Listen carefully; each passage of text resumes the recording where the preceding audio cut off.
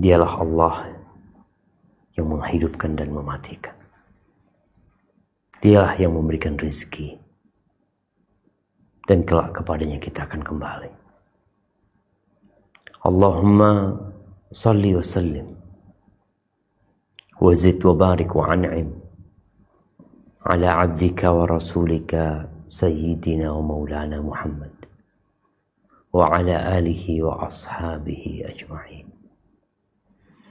Ya Allah, semoga salawat dan salam, berkah dan nikmat senantiasa Engkau curahkan untuk hamba kekasih-Mu, untuk baginda Nabi kita Muhammad alaihi salatu wassalam, dan untuk keluarga beliau, untuk istri-istri beliau, untuk putra-putri beliau, dan untuk seluruh sahabat Nabi. Semoga Allah meridai kita bersama mereka.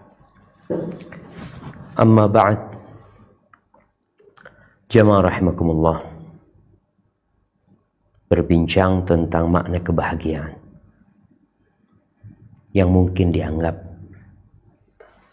sebuah tema yang tidak penting, tema yang biasa-biasa aja untuk dibahas.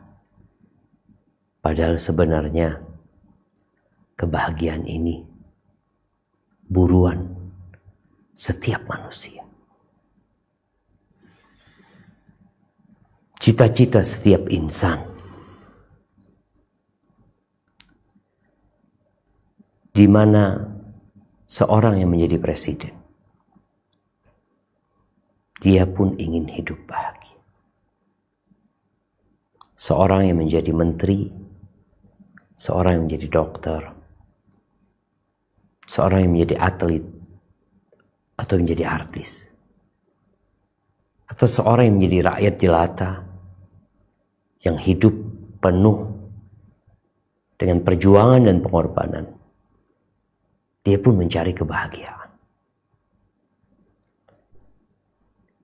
Namun tidak sedikit manusia yang salah tempat berburu kebahagiaan. Karena dia nggak ngerti apa itu kebahagiaan. Apakah yang tertawa dan tersenyum itu pertanda dia sedang bahagia? Belum tentu. Beberapa waktu yang lalu kita disuguhkan berita seorang pelawak yang biasa hidup menghibur orang lain untuk tertawa dan tersenyum. Ternyata dia terkena kasus narkoba. Dia nggak bahagia. Narkoba menjadi pelarian orang-orang yang kehilangan kebahagiaan. Terus apa kebahagiaan, jemaah? Kalau kita menilik Kamus Besar Bahasa Indonesia yang menjadi rujukan bahasa Indonesia itu sendiri, maka ternyata kebahagiaan disebutkan keadaan atau perasaan senang dan tentram, bebas dari segala yang menyusahkan. Ya, kalau bahasa Arabnya itu masyairul ladzat wal khulu minal alam. Merasakan kenyamanan dan terbebaskan dari hal yang menyusahkan. Juga di bahasa Arab disebutkan kalau bicara kebahagiaan, itu bahasa Arabnya as-sa'adah. Ada orang namanya Sa'id, artinya orang yang bahagia. Diartikan tuma'nina wansijam warahatun dakhiliyah. Sa'adah itu adalah ketentraman,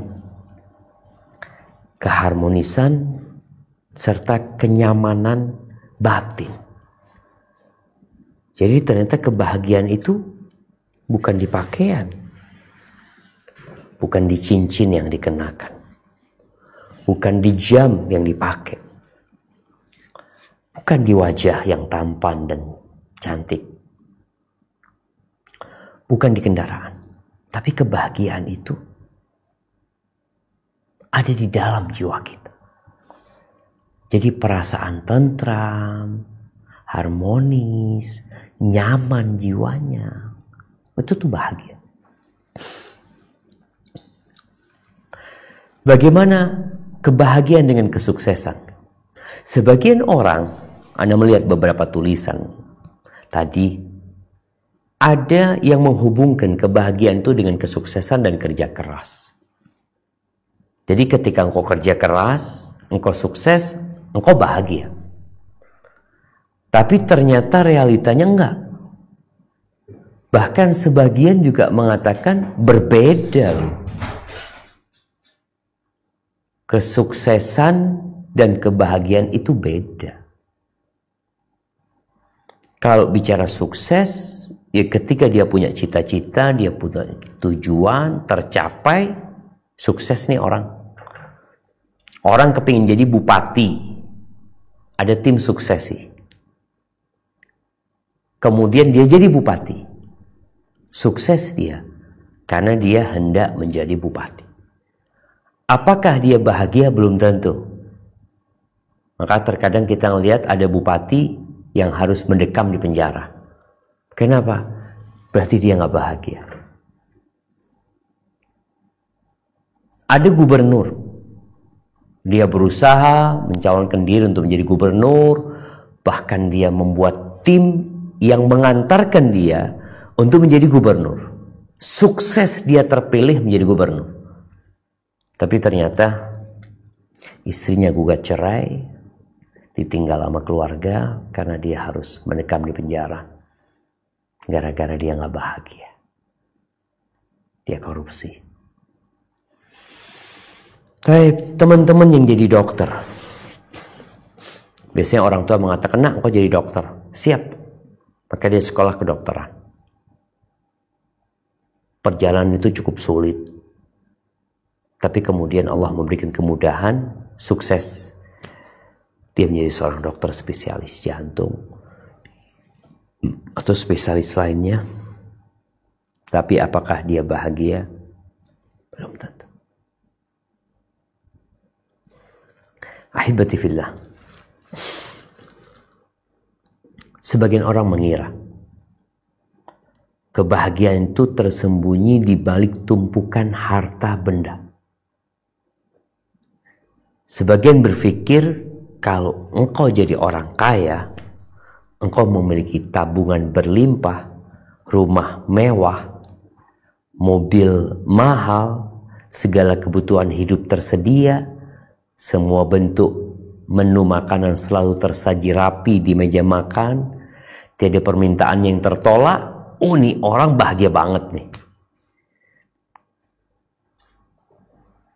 Dan sepertinya banyak di antara kita mengira seperti itu. Ahibati fillah. Berapa banyak orang yang sudah kaya, yang sudah bertumpuk hartanya, yang ternyata dia hidup diperbudak oleh dunianya. Tahu namanya budak, gak bisa kemana-mana. Apa kata bos, apa kata majikannya. Ini ternyata harta yang dia miliki jadi azab buat dia, jadi bencana buat keluarga dan anak-anaknya. Maka di antara doa Nabi SAW, beliau berlindung, A'udzubillahi min malin yakunu alayya azaban. Aku berlindung dari harta yang jadi azab buat aku. Sehingga sebagian orang gak kenal sama halal haram lagi. Yang ada dalam benak dia, bagaimana harta itu bertambah, sehingga tidurnya penuh dengan kegelisahan. Dia mau bolak-balik ke kanan, ke kiri. Fulan, orang terkaya di RI, nomor 1. Fulan nomor 2. Fulan nomor 3. Fulanah nomor 4. Apa kata Allah? Wala tu'jibka. Jangan sampai membuat takjub engkau ya. Jangan sampai membuat engkau heran-heran, tertarik dengan harta mereka, dengan anak-anak mereka. Karena sejatinya Allah ingin mengadab mereka. Azab jemaah. Harta itu jadi azab buat mereka. Makanya kadang-kadang lihat tuh orang yang sudah berlimpah ruah duitnya, kalau engkau merenungkan raut wajahnya, kau melihat dia orang yang tersiksa. Udah tua renta kadangkala masih diperbudak dengan hartanya, tidak menikmati azab. Innama yuridullah an yu'adzibahum biha fid dunya. Ini sebelum azab akhirat ya. Maka kita perlu berhati-hati.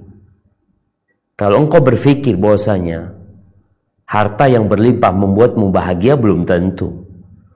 Bahkan Allah menyebutkan harta itu menjadi azab buat mereka dalam kehidupan dunia. Terus di mana letak kebahagiaan? Mungkin di kedudukan, kekuasaan, jabatan yang tinggi. Makanya kita lihat kadang-kala orang udah kaya raya masih rebutan jadi pejabat, rebutan menjadi bupati, rebutan menjadi gubernur, rebutan jadi presiden. Ada apa?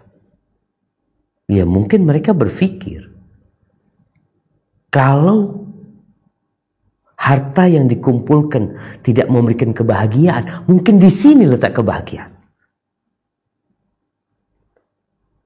Ada orang kaya, ada orang menjadi pejabat. Biasanya pejabat tuh ya dihormati di mana-mana, disambut kedatangannya, ada bodyguard. Alhamdulillah. Yahdikumullah yuslih balakum. Kalau sudah menjadi pejabat, ya perintahnya tidak ada yang menghalangi. Dan itu mungkin yang menyebabkan tadi banyak orang-orang kaya yang rebutan jadi pejabat.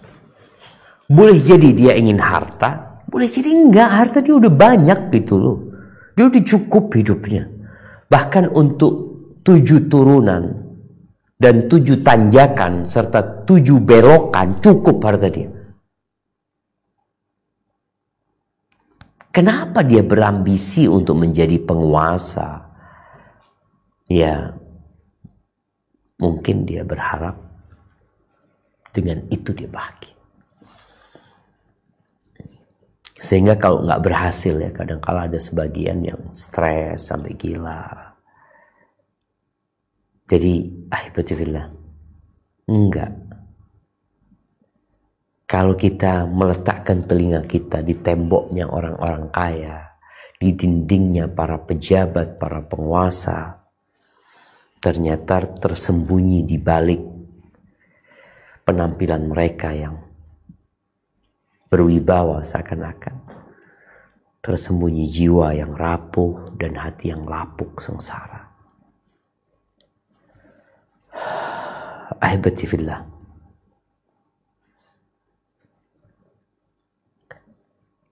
bagaimana dengan popularitas? Yang sekarang nih semua orang bisa populer. Dengan handphonenya. Dulu kalau mau jadi orang terkenal tuh sulit banget ya. Karena sarana untuk menjadi populer tuh dikit. Ada bioskop. Jadi harus menjadi bintang film. Baru dikenal sama orang. Lalu kesini. Mulai banyak televisi. Banyak produk sinetron. Akhirnya mulai itu lebih banyak lagi. Orang tuh terkenal jadi ya bintang film, atau jadi penyanyi, atau jadi apalah. Sekarang enggak lagi sudah. Semua orang bisa terkenal dengan handphonenya. Semua orang bisa mengenalkan dirinya kepada umat manusia tanpa sarana apa-apa. Pas handphone, Instagram, dia mau jadi selebgram, dia mau jadi YouTuber, bisa terkenal.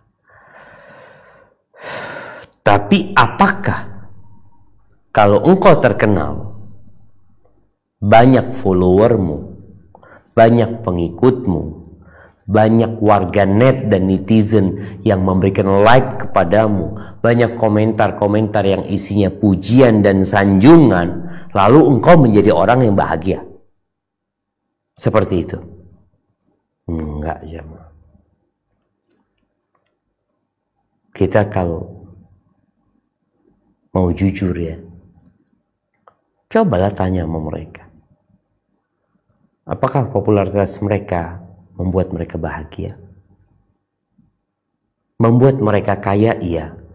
Tapi kita udah sampaikan, enggak. Harta itu bukan kunci kebahagiaan. Bahkan dapat menjadi adab. Ahibati fillah. Sekarang nih banyak warga Indonesia yang gandrung sama Korea Selatan ya, Korsel. Bahkan menjadi percontohan seakan-akan ya, bagaimana mereka produktif, bagaimana menunjukkan mereka orang-orang yang sukses, yang bahagia, yang gembira. Padahal Ana baru baca tadi sebelum masuk ke sini. Ternyata berdasarkan database statistik ya, Health Statistik 2021 yang dikeluarkan bulan Juli tahun lalu, di Korea itu jumlah bunuh diri terbesar pertama di dunia. Bayangin. Kita berpikir orang-orang kalau ngelihat ya perfilman di sana, oh mereka orang yang bahagia. Bahkan pemain-pemain film juga banyak yang bunuh diri.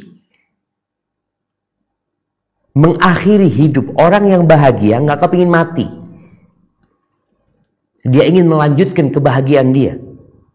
Dia merasakan sesuatu yang membuatnya ingin hidup kekal dan abadi di sini. Tapi kalau dilihat ternyata mereka bunuh diri. Ada apa jemaah? Ada apa sebenarnya? Hibati fillah. Ada masalah. Rapuh jiwa mereka. Kebanyakan mereka hanya pemain lakon yang harus menghiasi senyumnya karena ada kamera, karena ada fans yang melihat. Padahal kebanyakan mereka memiliki bos dan atasan yang menekan mereka untuk melakukan itu. Mereka hanya pekerja-pekerja untuk mendapatkan pundi-pundi harta. Tapi apakah dengan itu mereka bahagia? Enggak. Baca coba. Artis-artis Korea yang bunuh diri. Terus, apakah kebahagiaan itu ada di gelar akademik atau di karir? Sebagian orang berimajinasi bahwa dengan memiliki gelar akademik yang tinggi, maka akan mudah bagi dia meraih kebahagiaan. Ketika dia menjadi doktor, profesor, ketika jurnal yang dia tulis disitasi oleh banyak orang, kemudian dia diundang untuk berbicara di sana, di sini. Apakah kemudian dia bahagia? Coba kota. Terus bagaimana kebahagiaan dengan anak? Yang tatkala seorang menikah, dia berpikir kalau nggak punya anak tuh berarti kita nggak akan bahagia. Aisyah nggak punya anak, Zainab nggak punya anak, mereka. Ummu Habibah nggak punya anak. Banyak istri Nabi nggak punya anak. Kita tidak bisa pungkiri anak itu perhiasan kehidupan dunia. Tapi bukan berarti dengan punya anak engkau bahagia. Boleh jadi anak itu menjadi bencana buat orang tuanya. Dan boleh jadi menjadi faktor pelengkap kebahagiaan. Boleh jadi. Ada orang tua yang kebahagiaannya hilang gara-gara anaknya. Anak-anaknya di penjara. Anaknya urusan sama polisi. Anak-anaknya na'udzubillah melakukan tindakan kejahatan. Apakah anaknya jadi sumber kebahagiaan, jadi bencana buat orang tua? Yang selama ini ingin punya anak, ternyata dengan punya anak hidupnya nggak bahagia. Bahkan ada orang tua yang mati di tangan anaknya. Anaknya bunuh bapaknya sendiri. Ada. Bukan di situ letak kebahagiaan. Kemudian ada yang berpikir kebahagiaan itu letaknya di liburan, hiburan, jalan-jalan. Makanya kadang-kadang kita ngeliat ya, orang-orang itu pada berlibur ya ke puncak. Kalau yang dari luar negeri datang ke Indonesia, pada tua-tua udah berangkat ke berbagai macam negara, dia keliling dunia. Apakah dia bahagia? Ahibati fillah. Terus di mana letak kebahagiaan? Rasulullah SAW beliau pernah bersabda dalam hadis yang diriwayatkan Imam Tirmidzi, Man kanatid dunya hammahu ja'alallahu faqrahu baina 'ainai. Barang siapa yang dunia menjadi ambisi dia, urusan dunia. Tadi bicara harta, popularitas, kekuasaan, hiburan. Kalau ambisinya dunia, apa yang akan terjadi sama orang ini? Allah akan jadikan kefakiran itu di antara kedua matanya. Kemanapun dia pergi, dia buka berangkas besinya, yang ada takut miskin. Dia berangkat ke tempat usahanya, yang ada takut miskin. Masuk ke kantor tempat dia menjabat berkuasa, yang ada takut miskin. Ada di kedua matanya, gak berpisah dengan dia. Dia mau tidur, mau bangun tidur, mau makan, mau ke kamar kecil, keluar dari kamar kecil, mau naik mobil, mau turun dari mobil, mau keluar masuk rumahnya, ja'alallahu faqrahu baina 'ainai. Allah jadikan kefakiran di antara kedua matanya. Dia hidup tersiksa. Kalau ambisi dia dunia. Dunia ini tidak lebih dari satu sayap nyamuk. Artinya sesuatu yang sangat hina sekali yang diperebutkan oleh 8 miliar manusia. Padahal dia tidak lebih dari satu sayap nyamuk. Berapa orang yang rebutan? 8 miliar manusia berebut sesuatu yang lebih hina daripada satu sayap. Allah akan jadikan kefakiran di antara kedua matanya. Wa farraqa alaihi syamlah. Urusannya dicerai-beraikan. Dia di kepikiran ini, kepikiran itu. Khawatir dengan ini, takut dengan yang ini.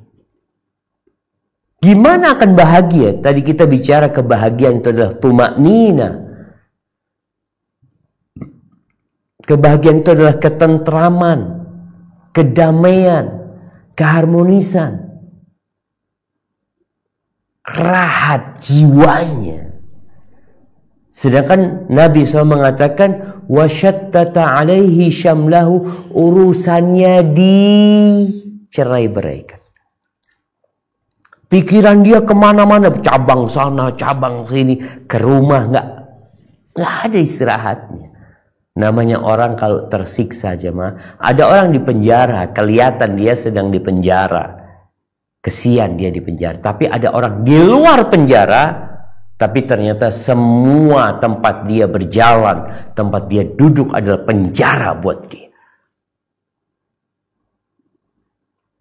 Walam ya'tihi minad dunya illa ma qaddara. Urusan dunia ini nggak akan datang kecuali yang sudah ditakar buat dia. Tapi Allah berikan azab karena ambisinya dunia. Tapi sebaliknya, man kanatil akhiratu hammahu ja'alallahu ghinahu fi qalbi. Barang siapa yang akhirat menjadi ambisi dia. Alhamdulillah. Kalau bicara akhirat, 1 hari sama dengan 1000 tahun hitungan kita. Bagaimana Rasul sallallahu alaihi wasallam mengatakan, "Law anna imra'atan min ahli jannah ittala'at 'ala dunya." Kalau ada seorang perempuan dari penghuni surga melongok ke dunia ini, la adha'at ma bainahuma. Dunia yang gelap gulita kita malam hari ini, kalau ada perempuan penghuni surga melihat terang dunia ini, wala mala'at, dan akan memenuhi antara dunia itu dengan aroma yang wangi. Kerudungnya wala nasifuha khairun minad dunya ma fi. Lebih baik dari dunia dan isinya. Orang yang ambisinya akhirat, yang dalam benak dia, ana bentar lagi akan meninggalkan dunia ini. Kita bisa bayangin jamaah. Orang kalau sudah sukses, sudah menggapai cita-citanya, mungkin dia jadi presiden, mungkin dia jadi raja, dia jadi gubernur, terus setelah itu mau kemana? Mati. Selesai. Kalau nanti engkau menjadi orang terkaya nomor 1 di dunia, setelah itu engkau mau kemana? Mati. Semuanya akan ke sana, jemaah. Engkau sehat, gagah perkasa, setelah itu engkau mau kemana? Mati. Dan kematian itu memutuskan segala kelezatan. Maka orang yang akhirat ambisinya, Allah jadikan kekayaan di hatinya. Jadi kaya tanpa harta, kaya tanpa kekuasaan, kaya tanpa popularitas, karena kayanya adalah kebahagiaan yang ada di hati. Dia menerima kondisi dia. Karena hidup ini bisa jadi engkau senang, bisa jadi engkau susah. Tapi karena engkau punya hati yang menerima, jiwa yang ridha, selesai. Yang mendapatkan kebahagiaan. Wa jama'a alaihi syamla. Urusannya disederhanakan sama Allah. Mudah urusannya, nggak ada yang ruwet. Wa atathu dunya wa hiya raghimah. Dunia akan datang dipaksa kepada dia. Jadi ahibati fillah, letak kebahagiaan itu di dalam hati. Ingat, bukan di luar, tapi di sini. Dan hati kita ini milik Allah Azza wa Jalla. Allah membolak-balikkan hati kita. Dan Allah berjanji, siapa yang akan dikasih kebahagiaan. Apa kata Allah Azza wa Jalla di surat An-Nahl ayat 97? Nah, satu persatu kandungan ayat ini. Man amila sholihan. Barang siapa mengerjakan amal soleh, amal kebajikan. Amal soleh itu amalan yang ikhlas lillahi ta'ala, sesuai dengan ketentuan dan ajaran Rasulullah SAW. Itu amal soleh. Siapa yang mengerjakannya, min dzakarin au untha, baik dilakukan oleh laki-laki atau perempuan, wa huwa mu'min. Ini ada syarat. Dia mengerjakannya dalam kondisi beriman. Karena kita melihat ada orang-orang berbuat kebaikan, berbuat kebajikan, menolong orang lain, tapi tidak beriman. Orang-orang kafir. Bukankah kita melihat ada orang-orang kafir yang suka membantu, suka menolong? Iya. Suka berdonasi? Iya, bahkan donasinya miliaran sampai triliunan. Iya. Allah sebutkan di sini dia beramal soleh, beramal kebajikan dengan syarat dia beriman. Wa huwa mu'min. Balasannya apa? Falanuhyiyannahu hayatan thayyibah. Kami akan menghidupkan dia dengan kehidupan yang baik di dunia, di alam barzakh dan di akhirat nanti. Ini janji Allah Azza wa Jalla. Ini kebahagiaan yang dijanjikan oleh pencipta langit dan bumi, pemilik jiwa kita dan pemilik jantung kita. Dan nanti di akhirat jangan ditanya, Allah akan memberikan balasan yang lebih baik dari apa yang mereka kerjakan. Akhirat lain lagi sudah. Jadi kebahagiaan itu berhubungan dengan iman dan amal soleh.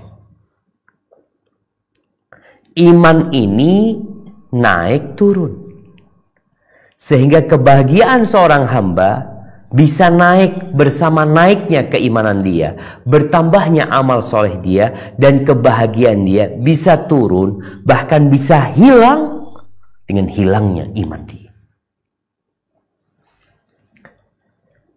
Maka yang perlu kita lakukan adalah bagaimana sekarang menjaga keimanan kita. Allah Azza wa Jalla menyebutkan ya, alladzina amanu wa tatma'innu qulubuhum bidzikrillah. Dan orang-orang yang beriman, yang hati mereka menjadi tentram dengan apa? Dengan zikrullah, dengan mengingat Allah Azza wa Jalla. Ala bidzikrillah tatma'innul qulub. Bukankah dengan mengingat Allah hati itu menjadi damai, menjadi tenang? Jadi ternyata hati ini milik Allah. Kalau ingin bahagia, ingatlah sama pencipta hati itu. Alladzina amanu, ini surat ayat 28-29. Alladzina amanu wa amilu salihat tuba lahum wa husnu ma'ab. Orang-orang yang beriman dan beramal soleh, maka tuba lahum, kebahagiaan buat mereka, kebaikan buat mereka di dunia, wa husnu ma'ab, dan tempat kembali yang baik di akhirat. Jadi ahibati fillah, kalau bicara kebahagiaan, maka dia sesuatu yang berhubungan erat dengan keimanan.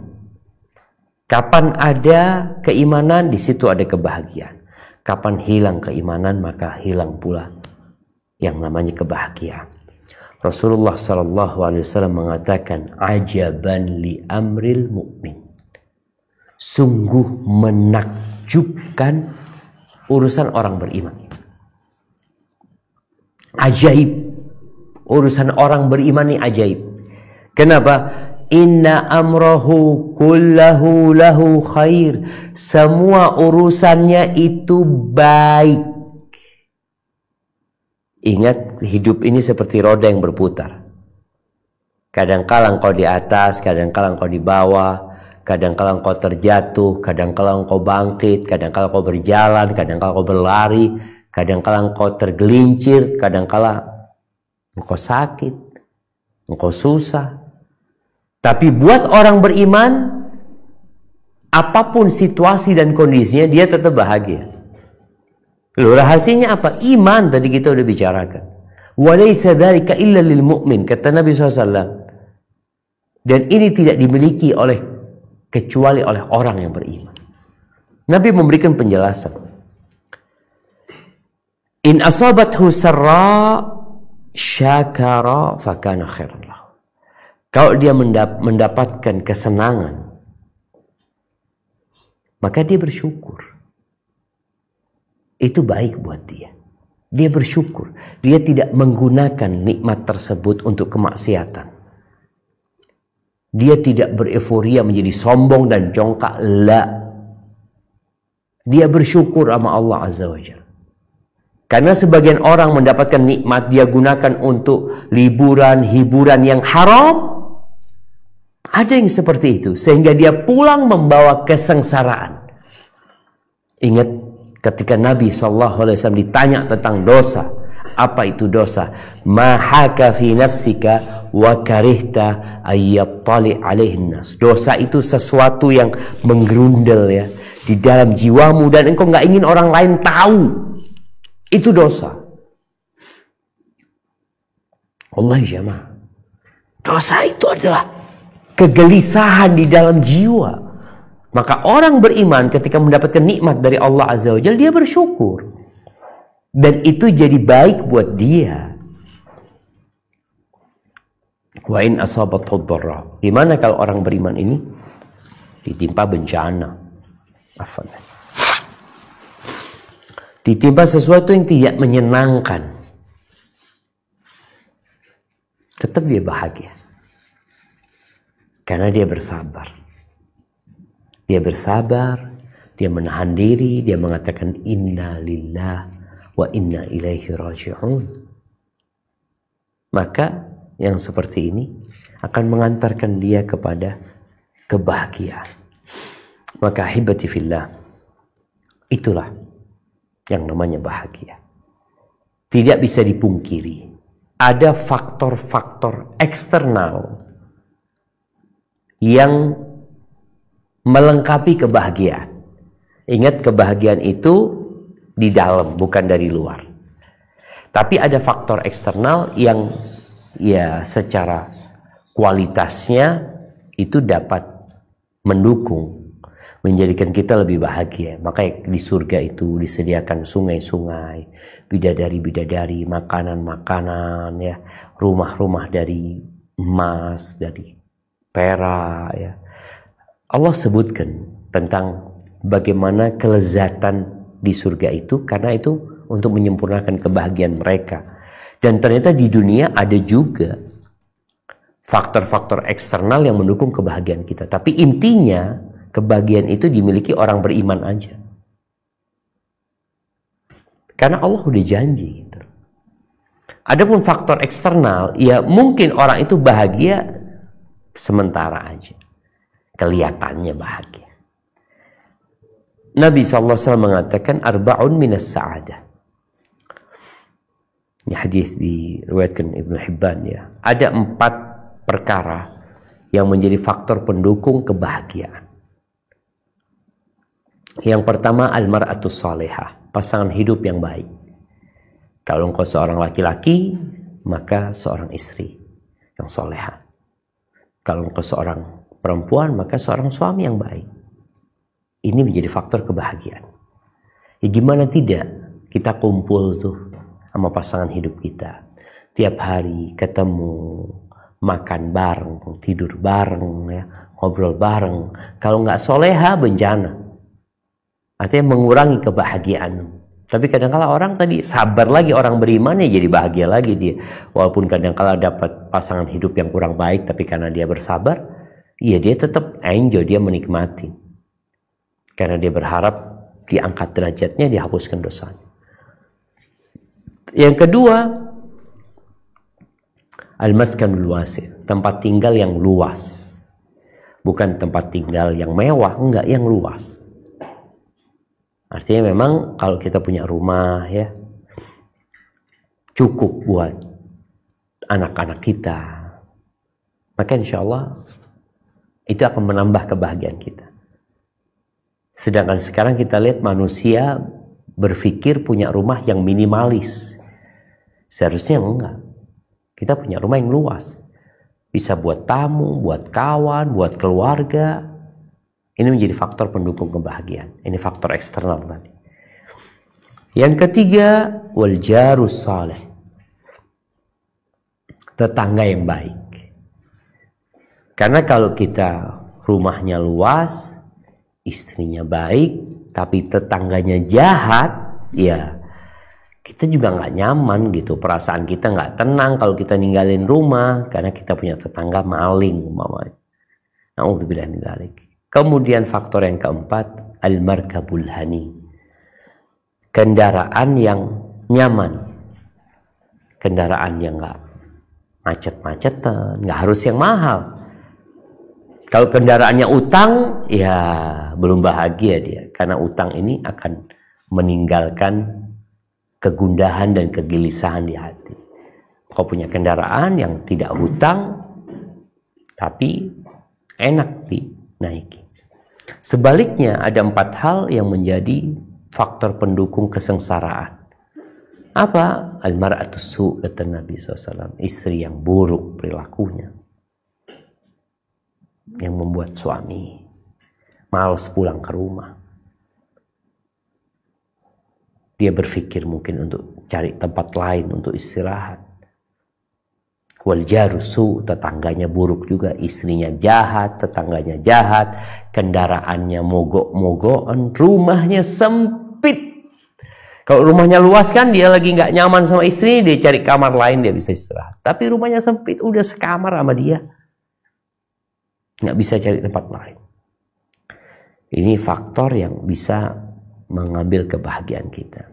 Yang terakhir, ahibati fillah, bicara dunia, ya kita butuh lah, nggak bisa dipungkirin seorang manusia yang hidup di dunia, dia butuh biaya untuk kehidupan ini. Rasulullah SAW dalam hadis riwayat Tirmidzi, beliau mengatakan, man asbah minkum aminan fi sirbihi. Barang siapa di antara kalian merasa aman, tentram di tempat tinggalnya, tempat tinggal dia. Mu'afan fi jasadihi, sehat badannya, nggak sakit-sakitan. Indahu qutu yaumihi, dia punya yang dia makan hari itu. Kebutuhan makan, orang kan butuh makan. Untuk hari itu dia sudah punya. Jadi dia tidak terbebani pikiran untuk hari itu. Apa kata Nabi SAW? Faka'annama hizat lahud dunya bihadafiriha. Seakan-akan dunia dan ekornya semua dikumpulkan buat dia. Ini tentunya ketika dia beriman ya. Dia tidak memandang kepada yang di atas dia. Dia selalu memandang kepada yang di bawahnya. Dia ridho dengan karunia Allah Azza wa Jal. Tapi yang jelas semua kembali kepada